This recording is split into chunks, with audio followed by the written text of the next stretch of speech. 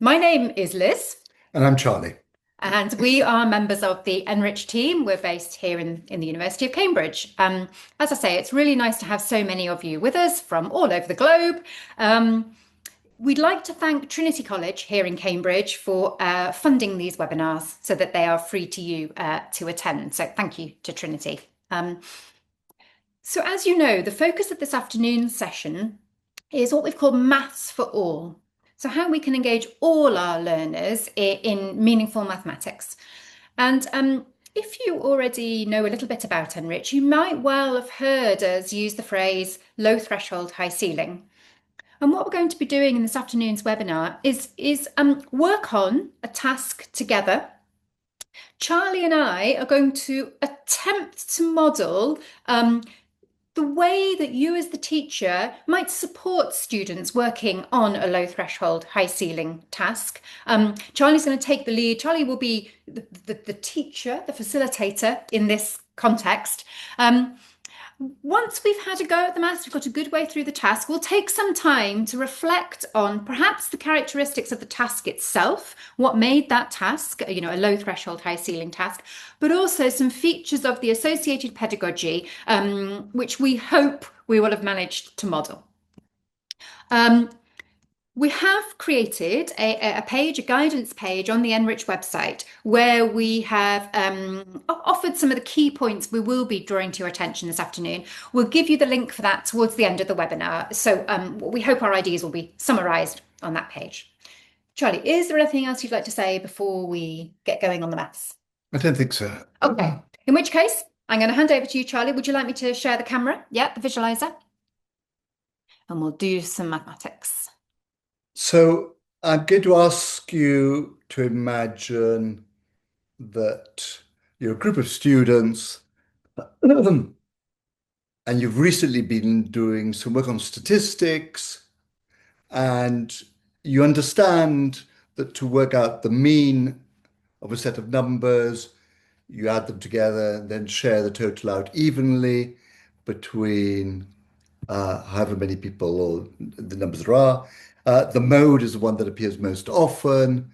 The median is a good way of having an average because you list everything in order and choose the middle value. And the range gives you a sense of the spread. So it's the difference between the largest and the smallest. And you've done some exercises on that, and you're coming to your next lesson, and I'm your teacher, and I want to try and capture why this problem that we're going to work on might be thought of as a low threshold, high ceiling task. And what I'm imagining is giving a very accessible starting point and inviting you to contribute in the chat. And so I will be looking at, well, Liz and I will be looking at what you're putting in the chat in the same way as I might do if I was in the classroom and I was wandering around, looking over children's shoulder, looking at what they were doing. And I'm trying to figure out whether you're working at the right level or whether you're finding something too easy or too difficult, and then maybe leaving you with a question.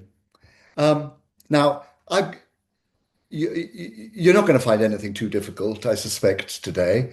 So I'm going to be dropping in possible questions that you might want to think about. And Liz might keep a record of the questions I'm asking, and I'm going to leave it to you to decide whether you carry on working on the question, on the initial question, or whether you move on and so on. And I'm hoping that these questions will capture sort of the richness of the starting point and the possibilities it offers for asking a variety of different questions. And though the maths is not going to be challenging for you, I imagine you might be thinking about, oh, yes, for some students, this would be a really good question to be asking. And so the idea of having a whole load of questions up your arm, up your sleeve, up Obviously. your sleeve. I keep getting this wrong. Having questions up your sleeve that you can ask so that if you do have some students that are finding something too easy, you can move them on to something a little bit more challenging. And in a way, that is the criteria for deciding whether a problem is offers a chance to work to offer a low threshold, high ceiling label. It offers a variety of challenges. Okay, so I've talked enough. So let's start with 2, 5, 5, 6, and 7. And my first question to you, and I'll invite you to write comments in the chat, is to suggest what's special about this set of five numbers.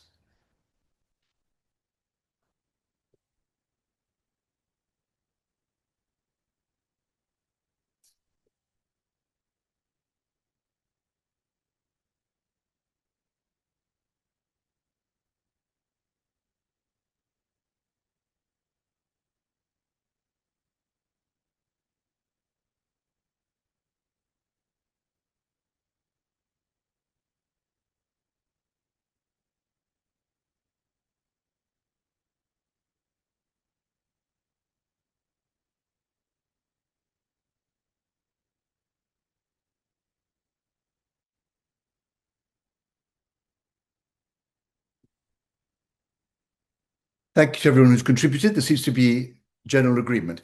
And so just let me reiterate, I'm going to try and interact with you as I might if I was your teacher in the classroom. So yes, thank you. And there seems to be general agreement, yes, that the mean, the mode, the median, and the range are all five. The numbers are in order, so you can see that the difference between the biggest and the smallest is five. You can see that the middle one is five. You can see that the one appears most often is five. And if you went to the trouble of adding them all up, they'd add up to 25. So shared out equally, the mean is five. Great. So my first challenge to you is this. Can you find another set of five numbers? Let's stick to positive whole numbers, shall we? Five positive whole numbers where the mean is equal to the mode, is equal to the median, is equal to the range. Now, I'm not saying they've got to equal five. It's just that I want mean, mode, median, and range to all be the same. And you've got place for five positive whole numbers. And I'm so confident that you're going to be able to find lots of examples that I'm preparing the paper, my sheet of paper here, ready to put lots of your examples. So just like before, in the chat, can you put some examples where mean, mode, median, and range are all equal? And I'm asking for five positive whole numbers. And maybe I should have clarified. I'd rather just have one mode. So I'd rather you didn't offer bimodal examples. Um, just one mode. Thank you.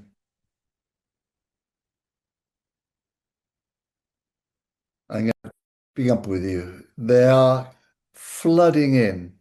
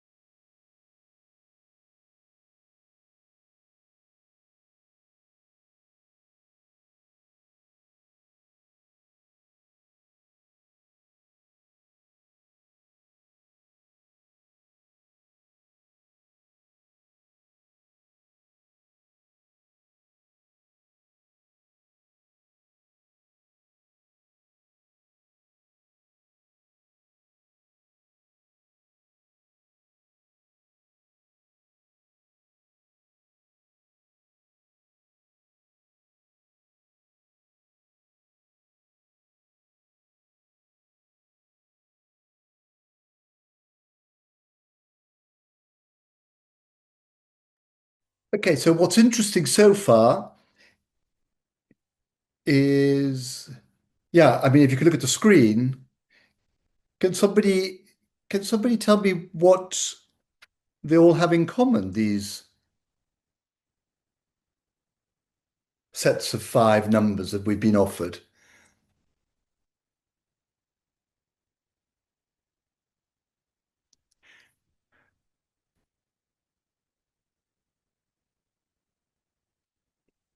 So Billy has noticed that all three numbers in the middle are identical.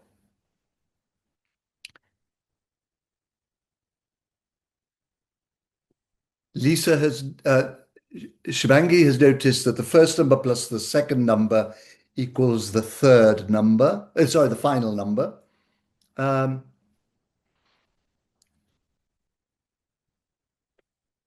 Lisa has noticed the last number is always a multiple of three.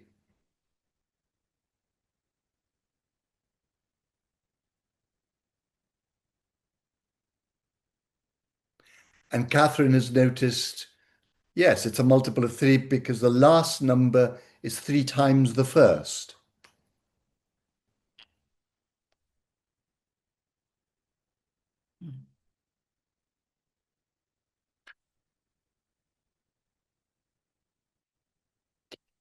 So Genevieve, I hope I've pronounced your name correctly, has used some letters. Um, I wonder, could somebody write this just using one letter? Because Genevieve, you used A's, B's, and C's. Could we write all this in terms just of A's or X's or B's? Um, Billy has written N, so I'm going to write this 2N, 2N, 2N, 3N. So please take a look.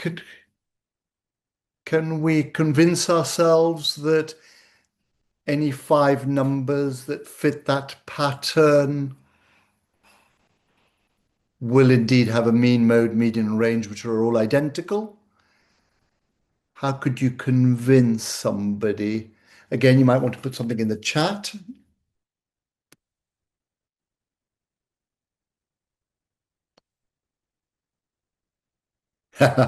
And Billy's noticed that my original five numbers did not fit that pattern, which suggests that this is not the only way of finding five numbers.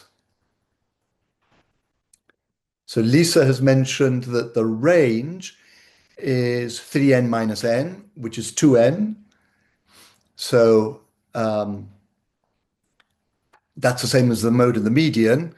And Walsh has mentioned that they all add up to 10n. So when you divide that by 5, you do get 2n. So Nice. the median and the mode are obviously 2n. Lisa's mentioned that the range is 2n because of the difference. And Walsh has mentioned that if you add them all up together, they're going to be brilliant. So we're bored of this in the nicest possible way. Though it does mean that we could keep producing sets of five numbers. There must be an infinite Infinite number. number. So Mira earlier on was slightly anxious about how to answer a question like this, and hopefully now is relieved to find that actually we found that there are an infinite number of problems of sets. Though at beginning it might have seemed quite challenging. Great. So my question now is: can you find five a set of five consecutive five positive whole numbers which do not fit n to n to n to n 3n? Because you're obviously finding this too easy. We need something a little bit more challenging for you.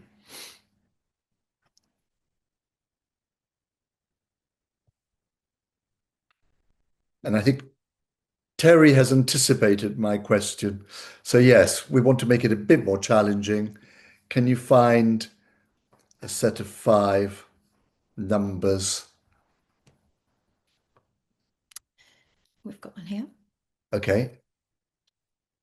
I might turn off our sound for a minute so we don't disturb it while people think.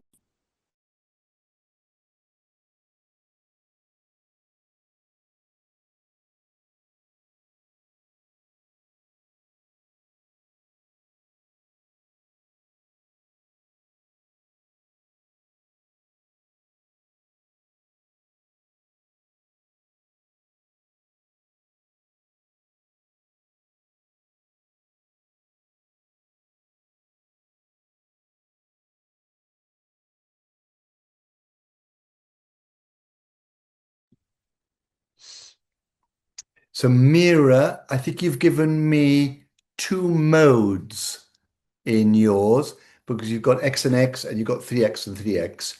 Um, and I'd like only just one mode, please. Um, and yes.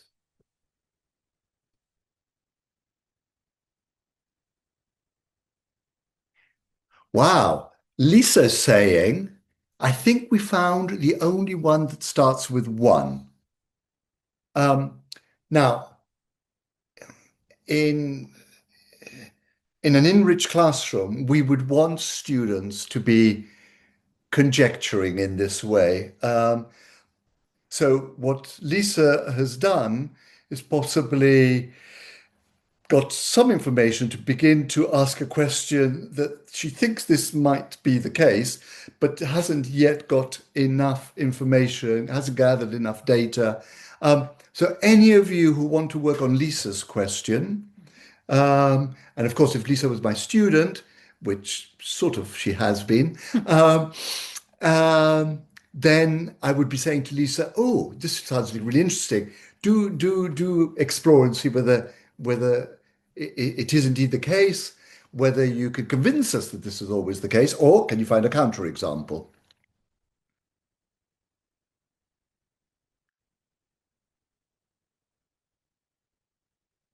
Right. And I'm assuming that Lisa, you're saying only one case, which is the case that I've got here at the very top. Is that right? Yeah, is that better? Um, so we've got one case here, 12223, and Lisa's possibly saying that because I'm not keeping up with everybody.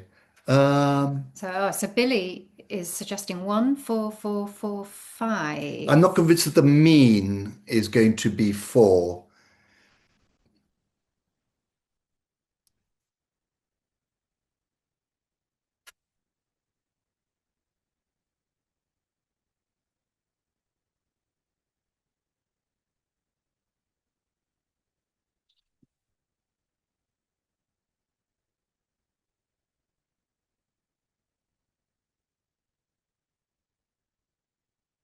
Okay, can I put Liz, can I put some, can you read out some more examples for me? Yes.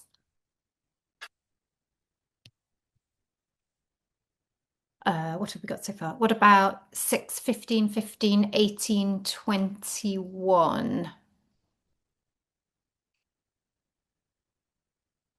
6, 50. 15, 15, 18, 21.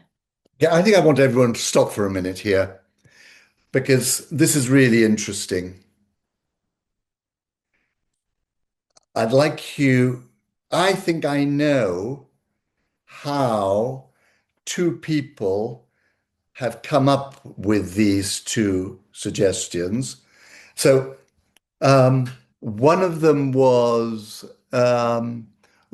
somebody but it doesn't matter. So I don't really want those people to speak. Somebody who didn't write these two, can you suggest how these two were created?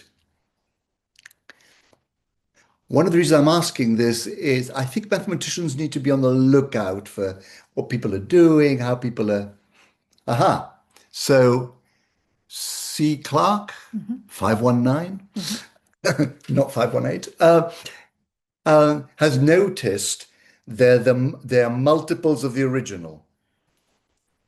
So that's interesting Mm. that if you double all the numbers in the original set and get that, you're then going to get a mean, mode, median, and range, which is double the original. If you treble that, so here's another question. Could we have just added one to each of these numbers and had m equals m equals r? So uh, this is a question again that you might expect students to ask and send them off, scurrying off to answer. Um, so again, brilliant that somebody, okay, and Mira has decided, no, definitely not, because the range is not going to scale. The range is going, the mean, mode, and median are all going to change.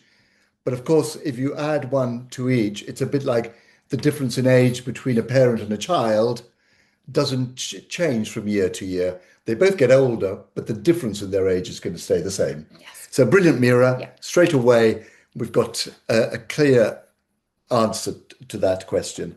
Right. Fantastic that some people are taking. Well, Liz and I sometimes talk about mathematicians being lazy. Yes. And lazy in a nice kind of Yeah. way. You're trying to Efficient. find elegant, efficient ways of doing things. Yeah. And some of you notice that by finding a multiple of the original one, you could find others. So, okay, so I'm banning that as well. And Lisa has said, right, so in the same way that we had n to n to n to n 3n, she said, well, we can have 2n, 5n, Mhm. 5n, 6n, and 7n. 7N. Yeah. And wow, so we've got another infinite set Nice. The of, power of mathematics. we can Mm. just, we could have 2 million, 5 million, 5 million, 6 million, 7 million. Yeah. And the mean, mode, median, and range are all going to be 5 million. Fantastic. Um, so, can we have some different ones, please? Something that sort of surprises me, unexpected. Yeah, surprise me. Mhm. Okay, four, 4, 9, nine. 9, 10, I, and so I 13. expect you to do the checking, Liz. Thank. Do Okay, I'll check. do 4, 10, and 13 add up to 27. Yeah.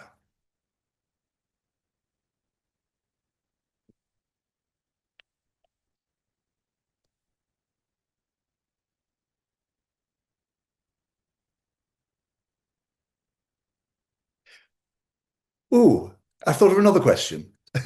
And I sort of want my students to get used to this idea Mm. that I'm curious and I'm coming up with questions. And of course, as a teacher, I have come prepared with lots of questions, but I want the students to feel that the question is arising spontaneously from my conversation with them. Yeah. So you're And curious, like you said earlier. Yeah, it's yes, that curiosity. so I've just noticed something. Here, the mean mode median is 2. Here, the mean mode median is 4.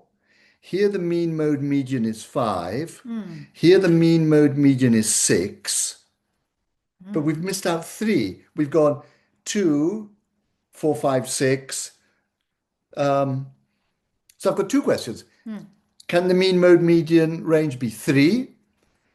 And is this the only way of getting a mean mode median and range of 5? Are there other ways? Is there here the mean mode median range is 9? Are there other ways of getting a mean mode median range of 9? I love what I haven't read what Mira has written yet, but I love the first 3 words of what she's written, which says, I played around with. Sorry, that's 4 That's 4 words. words, but we'll let you off. Yeah. I, I played around with. And I sort of want students to have that Yeah. experience Yeah. and to talk about that that's what they do when they come to maths, that there is an invitation in lessons to to do some to be playful Mm. sometimes.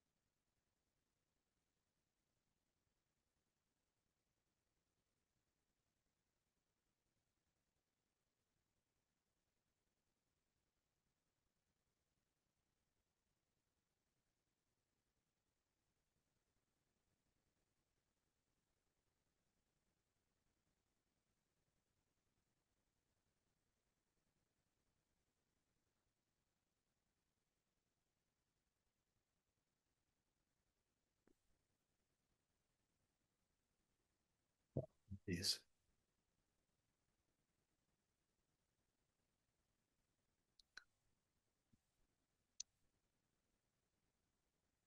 I love the way that Michelle has put 5 and then put a Question. question mark. Yep, yep. And when I've done this with students and got them to come up to the board to write their answers, often they write them and then they stand there checking that what they've written is correct. And then somebody else comes up to the board and they get their friend to check. And so as a teacher, I don't have to worry so much about checking their work because they're so keen to get it right when it's public like that. Yes. But it's also good that students can feel sufficiently confident to come up to the board, even if they're not completely confident about the correct. We really like classrooms where you don't just hear from students who think they know the answer and they're convinced that they know the answer.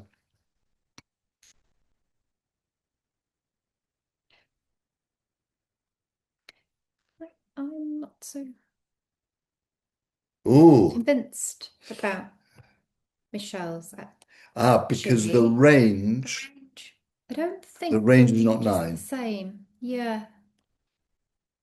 But I might just have made a quick error.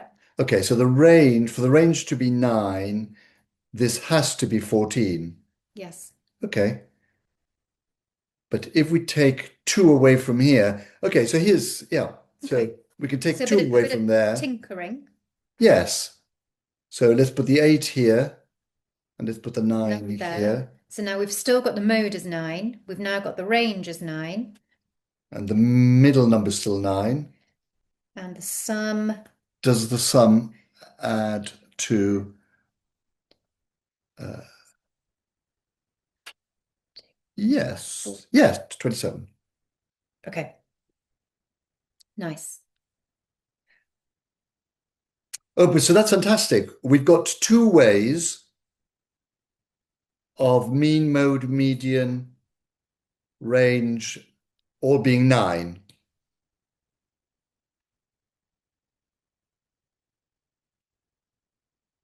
Yes. Thank you. Gandertown? Yes, to the person who, yeah, we we just spotted that there was a little error there, but Charlie's done some nice tinkering. Um, Okay, we could carry on. Aha. 25567. Anita, brilliant, but it is the same as the one that I gave you at the beginning. Now, I'm sure you didn't copy it. I'm sure you worked out. to keep So, us on our toes. So the thinking has gone into it, which is the important thing, isn't it? Yes. yeah, yeah, absolutely. Yeah. And the question is there another one which has got a mean, mode, median, range of 5? And there are some other questions, weren't there? We haven't had a 3 yet. Can the mean, yeah, equals 3. Ah, yes. Hmm. Mind you, you don't have to work on my questions. You may be working on No, your own questions. absolutely. But I want to give you a feel for how we started with something really simple and it's generated some interesting discussions already. We've talked about infinity, we've explained things algebraically, and you are doing a lot of work on mean, mode, median. At the end of this Absolutely. lesson, you will be very fluent in working this out. Gabriel, my friend Gabriel has got another solution for mean, mode, median, and range equal 5. So we can have 3 and 8 at the ends and a 4 and 2 5s. Fantastic. So um, we have 2 solutions so far where mean, mode, median, and range is 5. I suppose my question, Gabriel, is, are there any more? Um,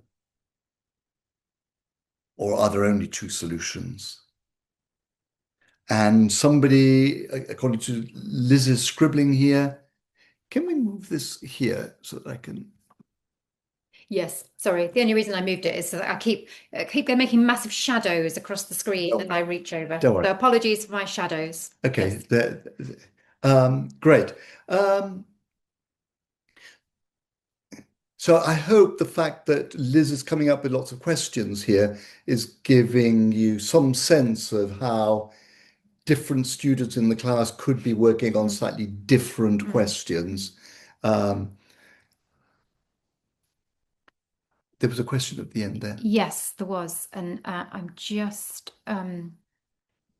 flicking through Terry. That's right. Sorry, Terry. I was just reminding myself of your first name because I've already forgotten it. So Terry's posed a question about leaving an ongoing challenge with students. To find examples that have all the values equal to 3, 4, 5, 6, and other integer values. So is that the kind? I guess to some extent it depends how the direction of the lesson, Charlie. But yeah, I'll leave you to.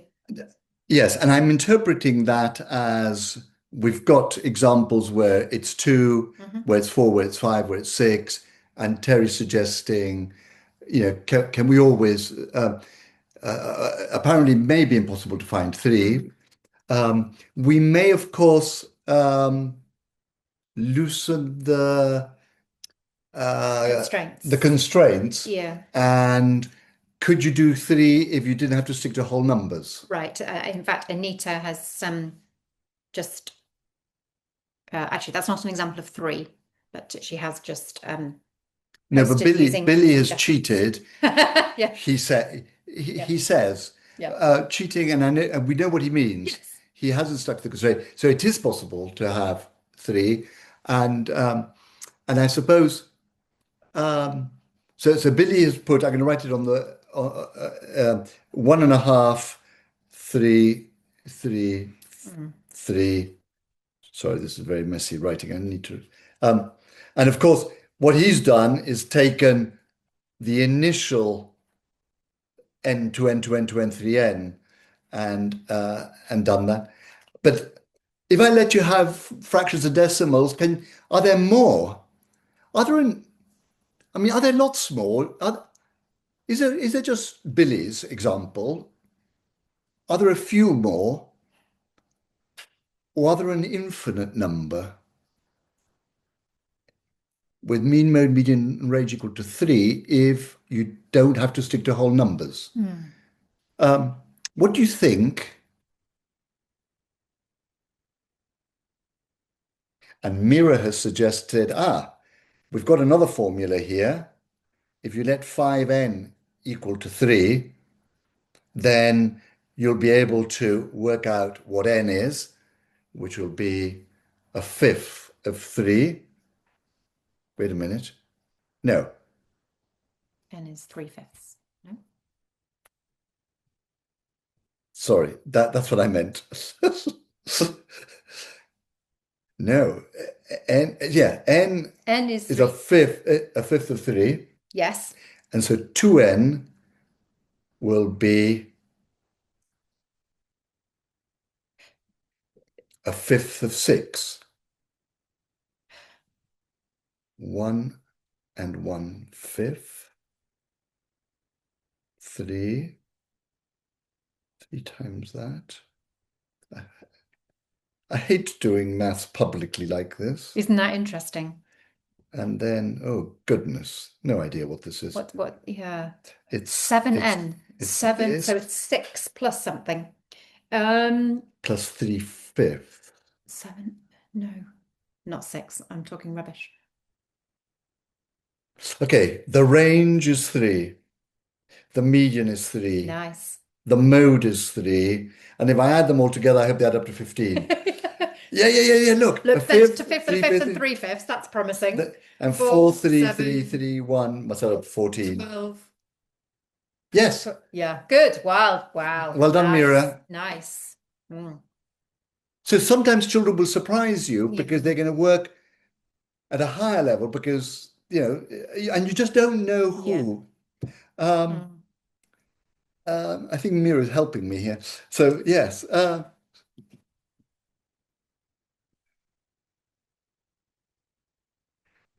I'm slightly curious about.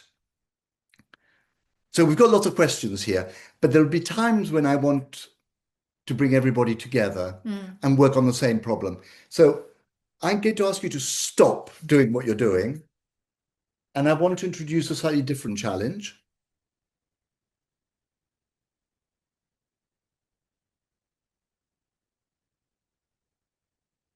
So we're still talking about m equals m equals m equals r. Oops, I'm writing too bad. And this time, I'm wanting m equals m equals m equals r to equal 100. And I'm interested in how many, let's go back to positive whole numbers, how many there are. And one way of thinking about it is to say, well, if I started with 100, 100, 100, 100, 100, I'd be satisfying the m, the m, and the m. It's just the r that I wouldn't be satisfying. So if this is my starting point, I can say, oh, I want the range to be 100. So what I'm going to do is I'm going to take half of 100 away from here, turn that into a 50, and add it to here, turn that into 150. And now I've got 50, 100, 100, 100, 150. And now I do have m equals m equals m equals r equals 100. So that's one way. And notice it's your n to n to n to n 3n that you talked about. But I can use this as my springboard, as my starting point for then finding many more. Because what I could do is say, well, if I make this number one smaller, one smaller, I turn it to 49, and I still want m equals m equals m equals r to be 100. I'm going to have to turn this number one smaller, because otherwise the range is not going to be 100. So I've got my range equals 100. I also need my middle number to be 100, and I need to have more hundreds than anything else, so I need a couple of hundreds. But to make so I've done mode and median. Now mean was the first one. Now these all added to 500. So for these to add up to 500, I'm going to need to make this one a little bit bigger. I've made this one smaller and that one smaller. So I'm going to have to make that one two bigger. Yeah. So without having to add the numbers, I am confident that this is going to work. But I could also go in the opposite direction. I could add one to here and therefore add one to here to make the range the same. That's done. And now I need to have the median 100. Let's call it that one. I need the mode, I need 200. So there we are. Let's do that one. And now to make the mean 100, well, all these added up to 500, but I've added one to this one, added one to this one. So I'm going to have to take 2 away from that one. And again, now I could carry on turning this number into something smaller and smaller, and this one into something bigger and bigger. My question to you is, how far can I go in this direction? How far can I go in that direction? What is the smallest number I can start with here and still get m equals r equals 100? What is the biggest number you can start on? You can start with here. And I suggest that if your birthday is between January and June, first 6 months in the year, you have a go at the top one, smallest. And if your birthday is July to December, then you have a go at the second, so that half of you more or less are working on one question and the other half on the second question. And again, post answers on your sheet. It's nice to see that this question occurred to Lisa. So she's started to do some thinking. She's suggesting that thinking she's done so far is not quite correct, but brilliant. Your question occurred to her. Brilliant. I liked the way you recorded this. in the sense that you put this 100 here and you put this 100 here very deliberately. Yeah.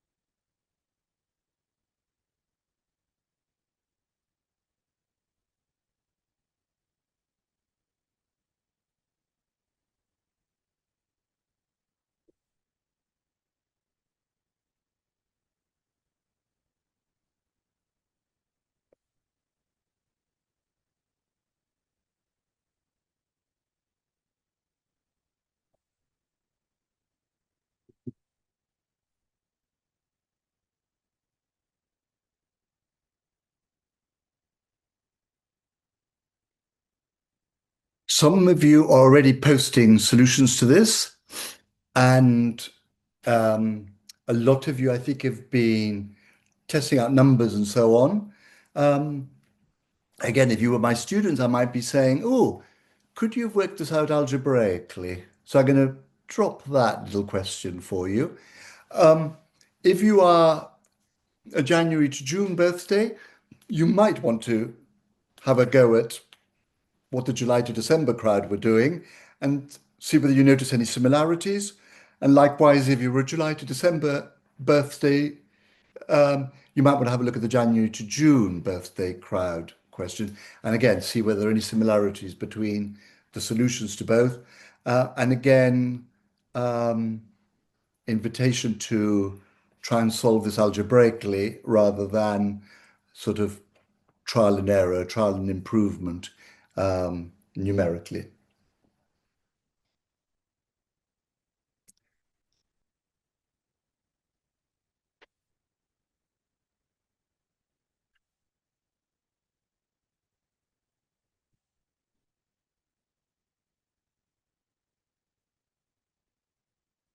So Jasmine, I agree with what you've written.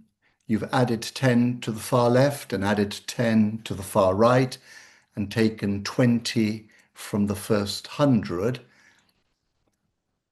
I think you could add another one or two to the 60 and another one or two to the 160 and reduce the 80 and still have medium, mode, mean, range equal to 100. So you're more than halfway to the optimal solution, but not quite there. Um,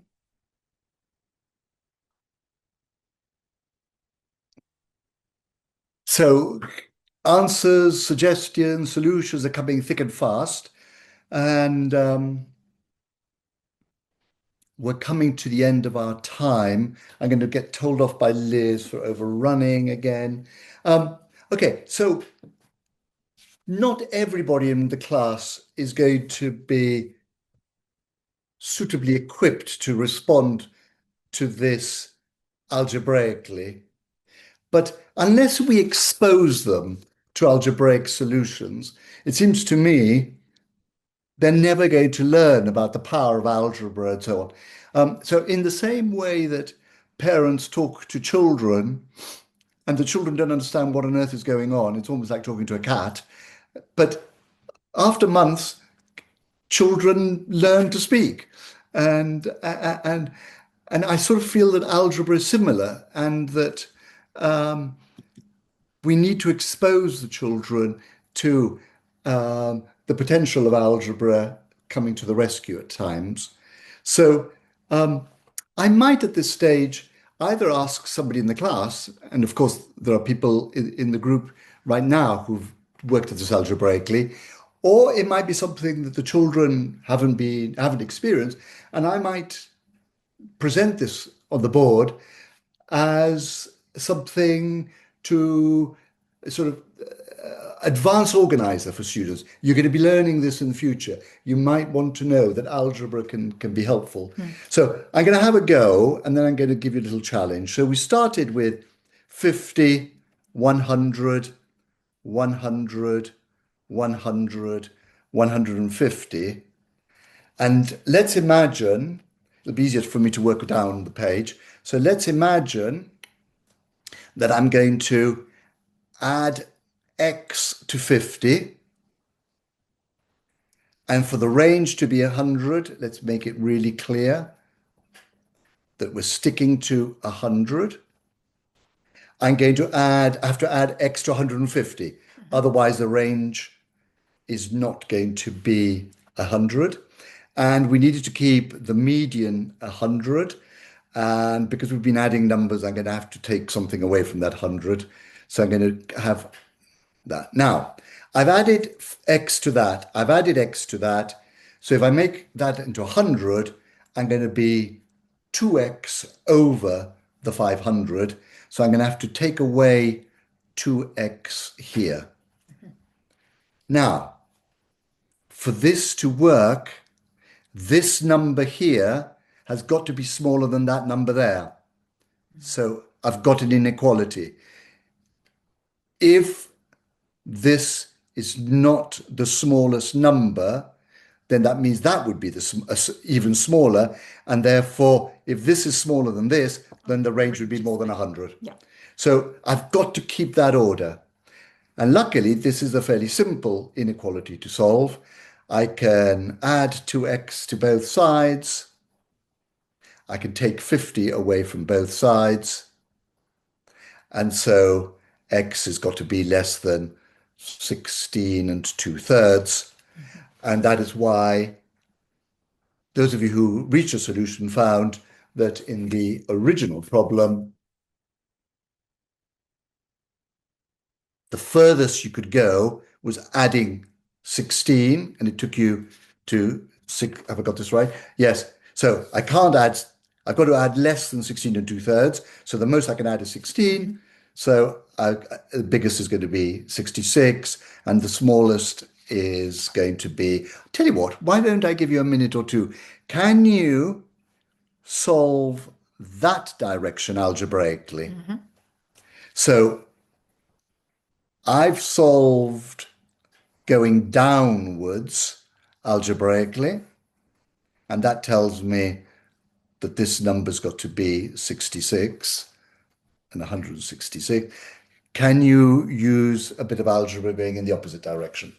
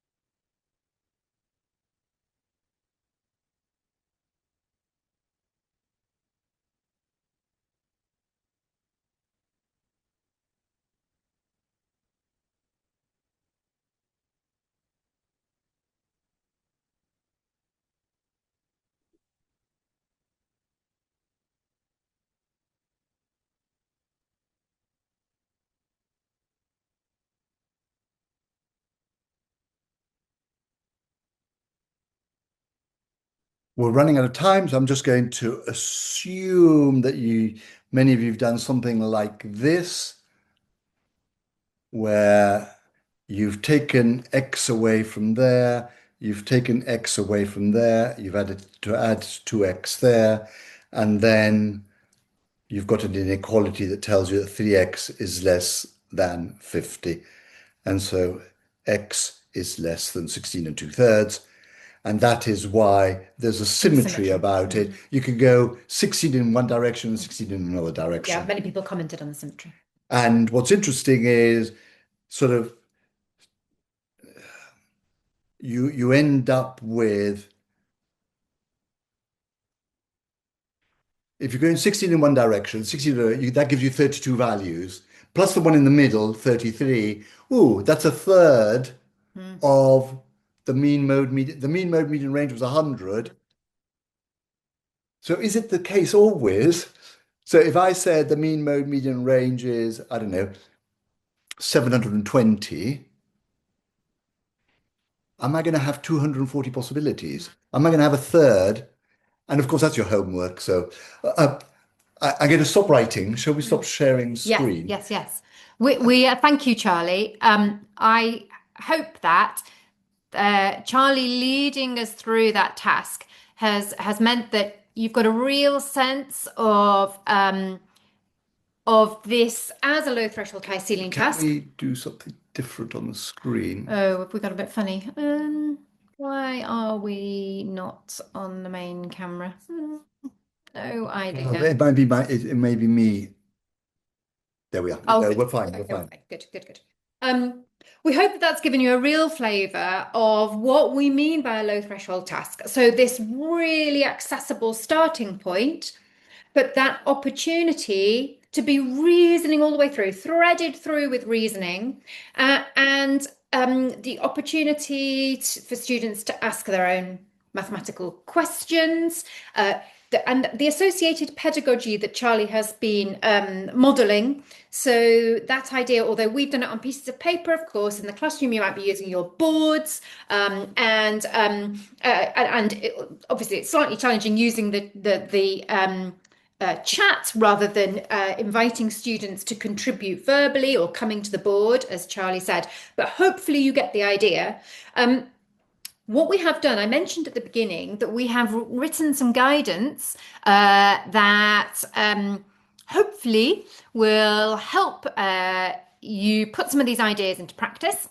So I'm going to show you where that is now. Oh, did you want to actually, Charlie, talk about this particular task on NRICH? Should we flag that up first? Or Okay, so yeah, all favorite tasks that are linked to the curriculum are in what we call the curriculum map.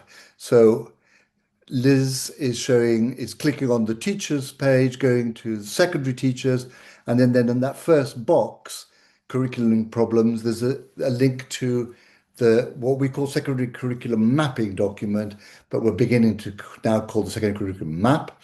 And if you go to right now, Liz's page is on number, but if she goes to the handling data or statistical probability, then we should find that's it. So the problem is unequal averages.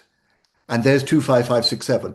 And part of the richness comes from the discussion of what comes after. We didn't even get to that. But I just wanted to flag up that we started with one question and that generated lots of questions.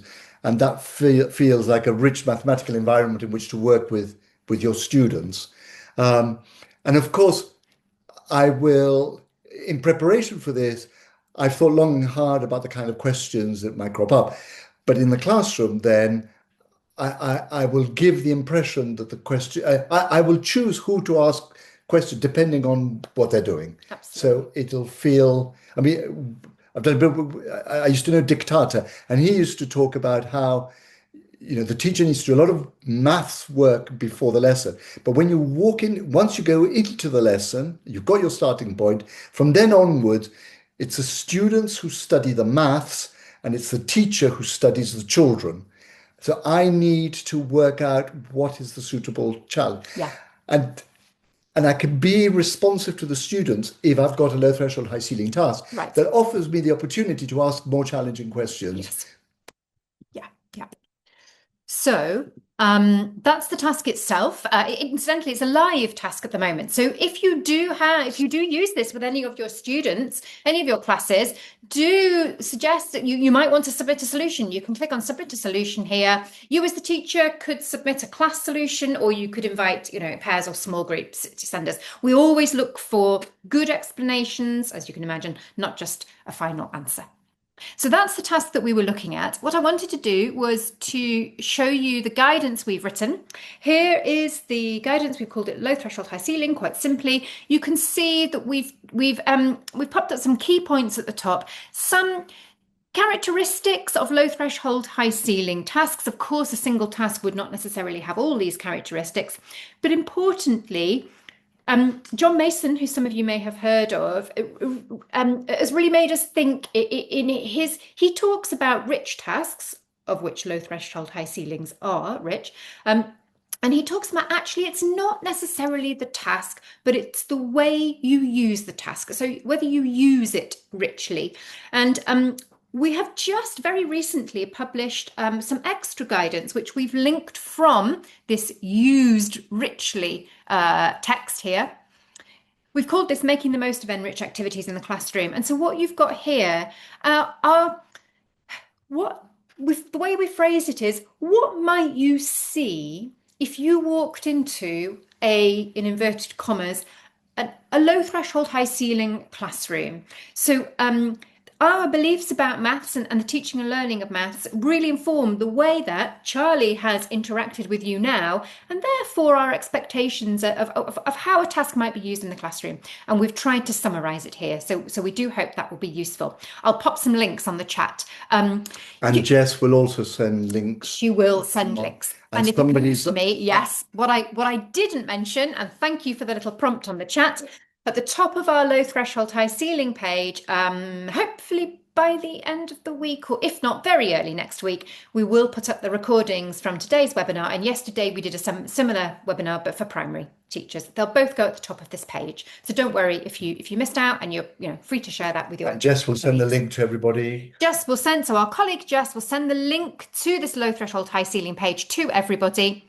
I am also going to just now in the chat pop a link to a feedback form. We would really welcome your feedback, please. We do try to do our best, but we can always do better. And we also like to, share some of the feedback from webinars with the funders, with Trinity College. So we hope that has been a useful session. We hope to see you at a future event. In the meantime, have a good rest of your evening. Keep doing maths. Keep doing maths.